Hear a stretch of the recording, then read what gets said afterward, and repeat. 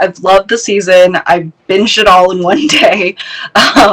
For Jodi, I actually have a question. So Ellen has a really big season this season.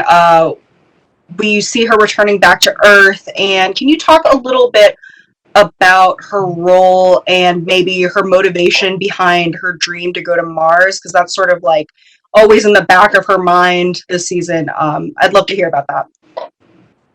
Yeah, I mean, I think it's important to remember, and we don't get to explore this much in season 1, but obviously I live with it in playing the character, that first and foremost, she is an aviation fanatic and a lover of all things flight, and then that becomes much more about space exploration and being an astronaut when she joins NASA. And so this sort of singular focus on science, exploration, and flight is still really, really, really at the center of what she's passionate about. So that really leads the charge there. Mm-hmm. And for Sonya, Molly starts the season off with a bang, and the first episode, the end of it, had my heart pounding. I think that her bravery and selflessness is very characteristic of Molly's character. What was your reaction to it, and do you think Molly really weighed in on the long-term consequences when she went out there, or was it just a split-second decision?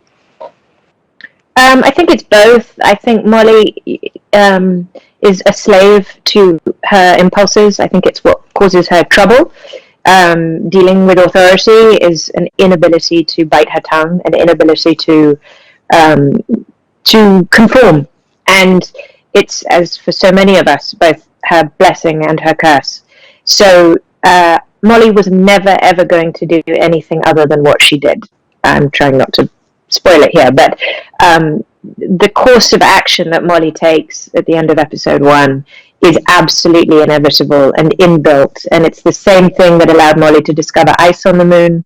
That courageous, take no prisoners attitude is what puts her on the moon, and maybe what takes her off it too. And for Jodi, one of the big things for Ellen is the fact that she has to sort of remain in the closet in order for her to further her career. And the world has changed around her and become more accepting, but obviously we know there's still a lot of prejudice. As the season progresses, can you talk a little bit about the struggle that Ellen faces with keeping her sexuality a secret? Yeah, I think it's the continuation of that original theme in that to get what she wants professionally, she has to sacrifice such a inherent personal part of who she is.